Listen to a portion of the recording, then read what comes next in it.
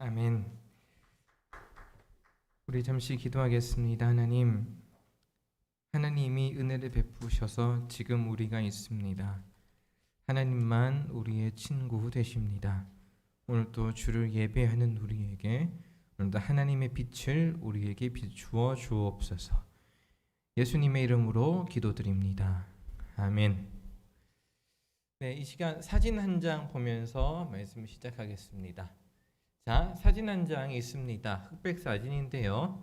한 10초 정도 감상할 수 있는 시간을 드리겠습니다. 시작. 10.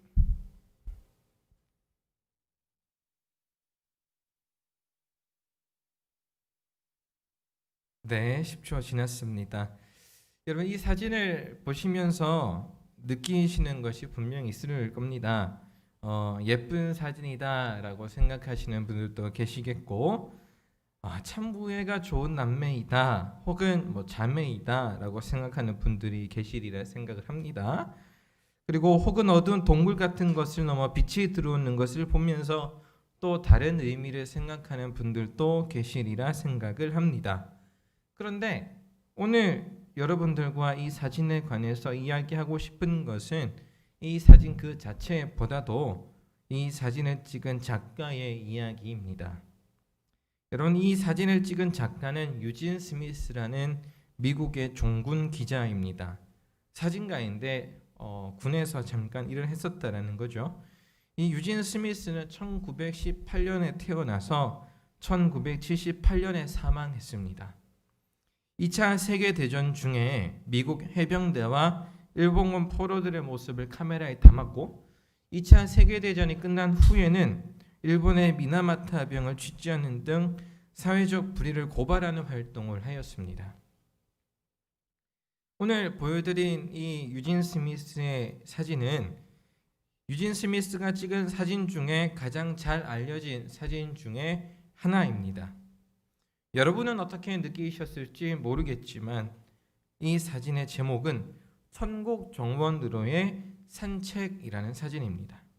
그리고 이 사진 속 두 아이는 이 작가의 아들과 딸입니다. 두 자녀입니다. 자, 이 사진이 주는 의미가 있는데요. 이 사진 작가에게 이 사진이 주는 의미가 있는데 작가의 말을 한번 들어보겠습니다. 이 사진을 찍은 후에 작가가 남긴 말이에요. 조금 길지만 한번 들어보시기를 바랍니다. 전쟁에서 입은 상처로 2년간의 고통스러운 입원 생활과 성형수술을 견뎌야만 했다. 그 기간 동안 사진을 찍지 않았고 다시 사진을 찍을 수 있을지도 불투명했다. 1946년 어느 날이었다. 패트릭과 주아니타와 함께 힘겹게 산책을 갔다. 패트릭과 주아니타는 이 두 아이의 이름입니다. 나는 아이들을 따라서 덤불과 나무들 사이로 들어갔다. 아이들은 숲속에 있는 모든 작은 것들에도 어찌나 기뻐하든지 나는 그 아이들을 지켜봤다. 갑자기 그 순간 이 모든 상황에도 불구하고 모든 전쟁과 내가 그 속에서 겪어야 했던 고통에도 불구하고 나는 삶 그리고 삶을 살아가는 용기를 노래하고 싶어졌다. 패트릭이 무언가를 보더니 주아니타의 손을 잡고 서둘러 앞쪽으로 갔다. 나는 무언가에 몰두해 걸어가는 아이들 뒤로 조금 떨어졌다. 그리고 멈춰섰다. 나는 고통스럽게 카메라와 사투했다. 그리고 기도했다. 필름을 카메라에 넣을 수 있을 만큼만의 힘을 달라고. 사진을 찍으려고 할 때마다 몰려오는 고통을 무시하려고 노력했다. 그 사진은 비록 완벽하진 않았지만 나는 내가 찍어야 하는 사진이라는 것을 알았다. 계속 카메라를 붙잡고 있었다. 작가의 말입니다. 여러분, 우리가 작가의 글을 통해서 알 수 있는 것은 이런 좋은 사진이 남기 위해서는 좋은 모델도 필요하고요. 좋은 시점도 필요하고 배경도 필요하고 좋은 카메라도 필요하고 기술도 필요하고 빛도 필요하고 다 필요합니다. 그런데 그것을 찍는 작가가 있어야 한다는 것이 더 중요합니다. 가장 좋은 순간을 남길 수 있도록 멈추지 않고 집중하고 그 장면을 잡아낼 수 있는 눈과 의지를 지닌 작가가 없이는 좋은 사진은 빛을 발하지를 않겠습니다. 저 사진이 나오기까지는 작가의 수고와 가려진 작가의 노력이 필요하다는 말입니다. 그런데 여러분, 아까 읽어드린 작가의 말 중에 저는 맨 마지막 마디를 빼고 읽었습니다. 맨 마지막 마디를 한번 더 읽어드리겠습니다. 그리고 나를 억눌렀던 지난 2년이라는 고통스러운 시간으로부터 정신적으로, 영적으로, 그리고 육체적으로 새로운 첫 발을 내딛었다. 여러분, 이 유진 스미스라는 작가는 전쟁 중에 생긴 상처로 인해서 2년 동안을 본업인 사진을 찍지 못합니다. 아까 읽어드린 말처럼 입원 상황과 성형수술 및 여러 가지 치료를 병행해야 했습니다. 전혀 사진을 찍지 못하다가 자신의 아이들이 찍힌 이 사진을 찍고 나서야 비로소 자기의 사진 생활을 다시 시작할 수가 있게 되었습니다. 그러면 여러분, 한번 질문해 보겠습니다. 천국 정원으로 걸어가고 있는 것은 사진 속의 두 아이입니까? 아니면 두 아이의 아버지인 유진 스미스 작가입니까? 두 아이의 장면을 통해 다시 일어나 본연의 삶을 살아가게 된 작가 자신이 천국 정원으로 걸어가는 사진은 아니었을까 생각을 해볼 수가 있겠습니다. 천국 정원으로 산책이라는 사진의 등장인물은 유진 스미스의 두 아들일지 몰라도, 두 자녀일지 몰라도 천국 정원으로 향하고 있는 사람은 2명이 아니라 3명이었습니다. 두 자녀와 그리고 작가 본인이 함께 이 사진을 통해 천국 정원으로 걸어가고 있었겠죠. 우리는 가정해 볼 수가 있겠습니다. 유진 스미스가 사진 활동을 다시 시작하면서 분명 자녀들과의 평범한 일상도 회복했으리라 생각할 수가 있겠습니다. 여러분, 오늘 본문으로 돌아가서 우리 다윗을 한번 생각해 보죠. 다윗이라는 이스라엘의 역사에서 가장 중요한 인물의 사진 이면에는 누가 있냐면 요나단이라는 친구가 있었습니다. 오늘 본문에서는 요나단이 자기 생명보다 다윗을 사랑하였다고 기록을 하는데 다윗은 그것을 알고 있었습니다. 요나단이 죽은 후에 다윗이 남긴 시가 사무엘하 1장 26절에 남겨져 있는데 이렇게 기록합니다. 내 형 요나단이여, 내가 그대를 애통함은 그대는 내게 심히 아름다움이라. 그대가 나를 사랑함이 기이하여 여인의 사랑보다 더하였도다. 여자가 나를 사랑하는 것보다, 이성의 사랑보다 친구인 당신의 사랑이 나에겐 너무나도 커서 그것이 기이합니다 라는 다윗의 고백이죠. 여러분, 요나단이 다윗에게 특별한 것은 다윗이 쓸쓸하고 괴로운 자기 인생을 맞는 것만큼이나 비례해서 컸습니다. 다윗의 일생은 무척이나 괴롭고 쓸쓸했습니다. 그는 주변 사람들로부터 늘 방치된 삶을 살았습니다. 다윗은 사랑받는 사람은 아니었습니다. 첫 번째, 다윗은 부모로부터 방치된 삶을 살았습니다. 몸에 밴 어린 시절이라는 책을 보게 되면 방치에 관하여 이렇게 기록을 하고 있습니다. 방치는 자녀가 욕구를 충족하기 위해 도움을 청할 때 의지할 수 있는 어른과 지속적으로 접촉해야 할 필요가 있음에도 시간과 관심을 덜 배려하는 부모의 태도를 말한다. 이는 흔히 일이나 의무에 대한 몰두로 표현된다. 그런데 부모는 스스로 만족을 찾고자 하는 자녀의 노력에 적절한 관심이나 긍정적인 뒷받침을 제공하지 못하며 자녀에게 자기 편이 있다는 생각을 심어주지 못한다. 부모가 자녀를 방치하면 자녀는 살아가면서 내 편이 있다라는, 나를 도와주는 사람이 있다라는 것을 생각하지 못한다라는 거예요. 부모가 나를 방치하고 도와주지 않는데 세상 누가 나를 도와줄 수 있겠습니까? 그리고 더 이렇게 기록합니다. 만약 당신이 아버지와 어머니를 진정 필요로 할 때 아버지가 아버지의 역할을, 어머니가 어머니의 역할을 해주지 못한다면 당신은 어느 정도 방치된 것 때문에 고통을 받는 것이다 라고 기록합니다. 여러분, 다윗의 인생이 그러했습니다. 보호를 받아야 될 시기에 방치되어 있었습니다. 하나님께서 사무엘에게 명하셔서 이새의 아들 중 한 명에게 기름을 부으라 명하셨을 때 이새는 다윗을 제외한 아들들을 사무엘 선지자 앞으로 데리고 왔었죠. 그리고 이때 다윗은 아버지의 명을 받고 다른 일을 하는 중이었습니다.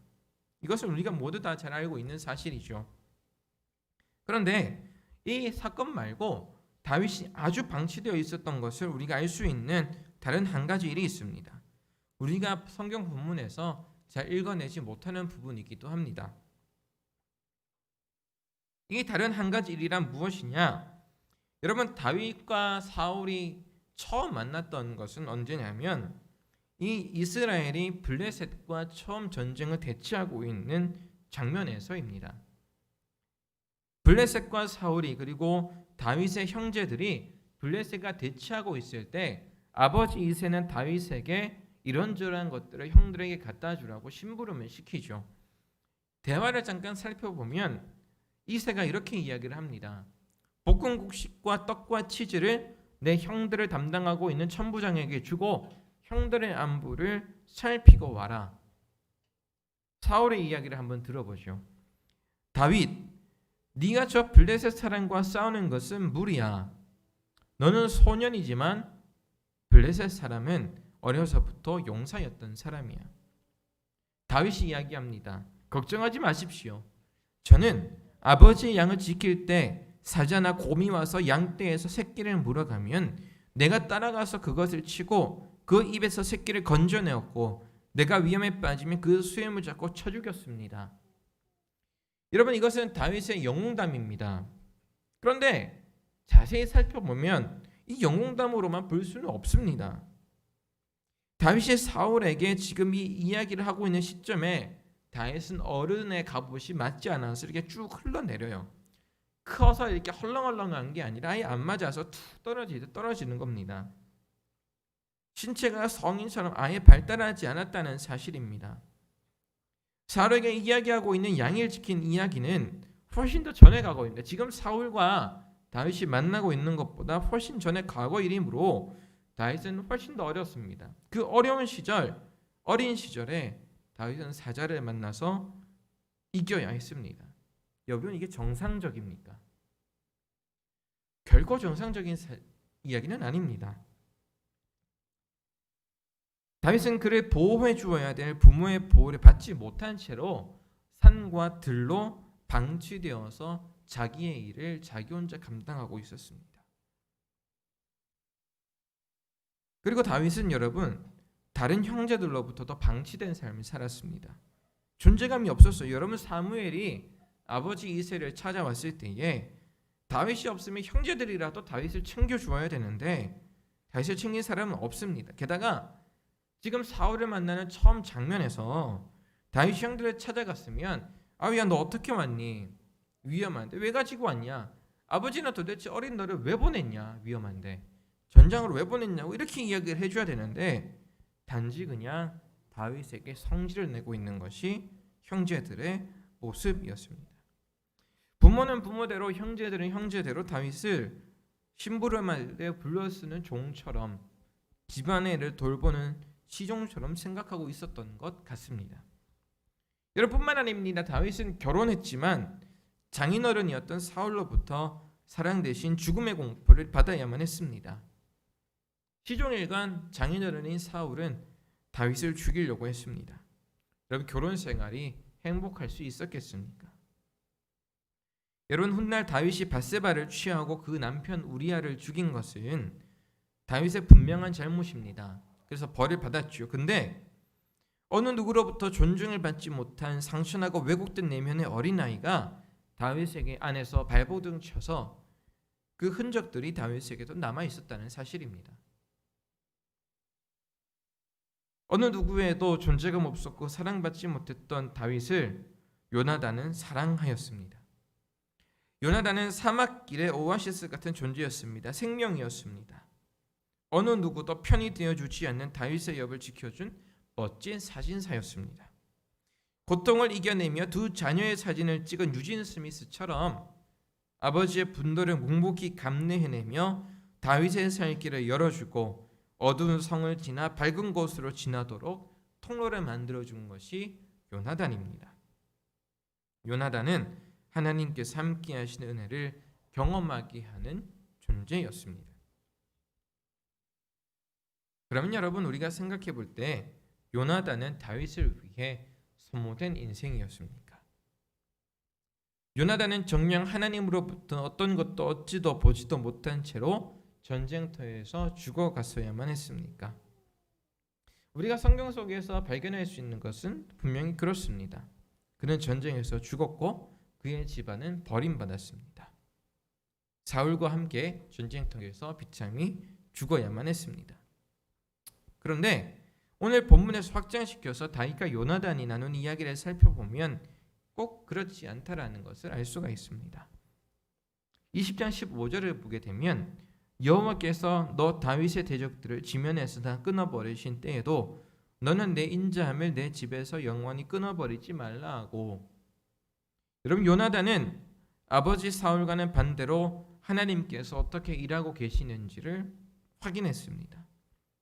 하나님의 일하심 속에는 자신의 가정이 무너지는 것도 있지만 그것을 인정합니다. 자기 집안의 멸망, 쉽게 받아들이기 어려운 현실을 넘어서 요나단은 하나님의 주권을 인정하고 친구 다윗을 향한 사랑을 선택합니다. 정말 어려운 이야기입니다. 그래서 그런가 예수님께서는 요한복음 15장 13절에서 사람이 친구를 위하여 자기 목숨을 버리면 이보다 더 큰 사랑이 없나니 라고 말씀하셨습니다. 예수님께서 의도하셨는지는 잘 모르겠지만 요나단을 예수님께서는 염두에 두시고 하신 말씀은 아닐까 생각합니다. 다윗과 요나단의 이야기는 자연스럽게 우리의 시선을 어디로 향하게 하냐면 예수님께로 향하게 합니다. 우리를 위해 생명을 베푸신 예수님이 친구입니다. 주님의 시선에서 우리의 삶은 고통조차도 기억에 남을 만한 사진이 됩니다. 하나님의 나라로 향한 길에 언제나 우리 옆에는 한 분이 더 계시는데 그분이 누구시냐면 예수 그리스도입니다. 그런데 여러분, 한 가지 더 기억해야 될 것이 있습니다. 우리 주 예수님께서는 당신이 우리를 향하여서 친구라 말씀하신과 동시에 복음을 세상에 전하라 하셨습니다. 무슨 이야기이겠습니까? 세상의 친구가 되라는 말씀입니다. 그분께서, 예수님께서 세리의 친구들이셨던 것처럼, 죄인들과 병든 사람의 친구이셨던 것처럼 너희가 세상의 친구가 되라 말씀하셨습니다. 여러분, 우리가 잘난치 않은 친구, 어깨에 힘이 들어간 친구, 나에게 함부로 하는 친구, 말을 가볍게 하는 친구를 여러분 두고 싶으십니까? 결코 그렇지 않지요. 세상도 그러합니다. 교회가 힘을 가질수록, 교회가 함부로 말할수록, 교회가 너무 으스대며 움직일수록, 교회의 어깨가 힘이 들어갈수록 세상은 우리에게서 멀어져 갑니다. 우리가 세상을 판단할수록 세상 역시 우리도 판단할 따름입니다. 예수님의 삶을 보면 예수님께서는 먹고 마시는 사람이셨습니다. 그래서 바리새인들과 세리들과 이스라엘 지도자들은 예수 그리스도를 향하여서 먹고 마시는 사람이라 놀렸습니다. 여러분, 한번 다시 질문해 보겠습니다. 여러분, 먹고 마시려면 편안해야 되겠죠. 불편한 사람과 먹고 마시는 게 되겠습니까? 여러분, 우리가 세상의 친구가 되기 위해서는, 교회의 사명을 감당하기 위해서는 교회는 편안한 곳이 되어야 됩니다. 교회에 오면 긴장하고, 교회에 가면 소외당할까, 싸움을 당할까, 쫓겨날까 고민하고 긴장한다면, 교회 안에 분쟁이 가득하다면 결코 여러분, 우리는 세상의 빛이 되라 하신 예수님의 말씀을 감당할 수가 없을 것입니다. 여러분, 주님께서는, 하나님께서는 아브라함을 향하여서 벗이라 칭하셨고, 예수님께서는 죄인된 우리를 위하여 죽으시며 친구라 부르셨습니다. 우리 상일교회가, 그리고 한 사람 한 사람이 교회로 부르심을 받은 여러분이 세상을 향하여서 어떻게 행하고 계신지 한번 생각해 볼 문제입니다. 저 역시 걸어갈 길이 말고 멀어서 단언할 수는 없지만 정말 내가 예수의 사람으로 살고 있는가 고민해야 될 것 같습니다. 여러분, 우리는 우리 간에 또 세상과의 관계 속에서 친구 같은 존재가 되기를 원합니다. 세상이 또 우리 서로가 서로에 대하여 편안함을 느낄 수 있으면 참 좋겠습니다. 교회는 역사 속에서 한 번도 강하거나 편했던 적이 없습니다. 만약 그랬던 적이 있다면 그것은 잘못된 일이었습니다. 여러분, 우리가 앞으로 써내려 가야 할 믿음의 여정과 역사는 예수님과 동행하는 역사, 또 세상과 친구가 되어가는 그런 역사였으면 좋겠습니다. 비록 우리가 읽는 것이 모든 걸 읽는다 하더라도 다윗이라는 명장면을 찍어내었던 요나단처럼 우리가 낮아지고 우리가 손해 본다면 분명 우리가 남기는 교회의 역사는 아름답고 빛난 천국으로 가는 여정이 되리라 생각을 합니다.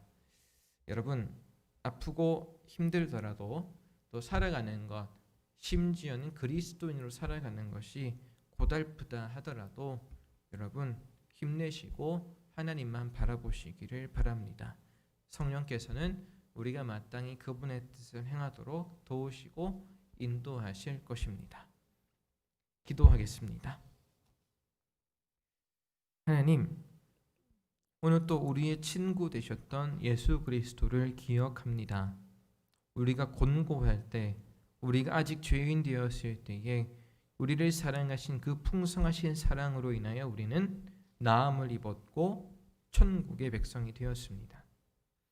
하나님, 오늘 또 이 시간 우리에게 은혜를 베풀어 주셔서 주께서 우리의 친구가 되셨던 것처럼 우리가 세상 속에 빛과 소금으로서 친구가 될 수 있는 은혜를 베풀어 주옵소서. 때로는 우리는 연약하고 무너져서 갈 길을 알지 못하지만 주께서 인도하여 주시고 지혜를 더하여 주실 것을 믿으며 살아계신 예수님의 이름으로 기도합니다. 아멘. 이 시간 찬송가 92장 함께 부르겠습니다.